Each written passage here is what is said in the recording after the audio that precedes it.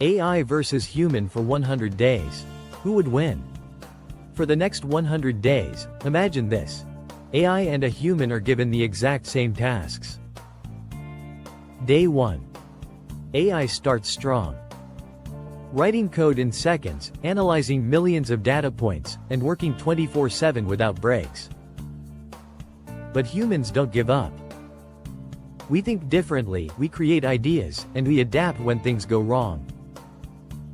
Day 30. AI is ahead.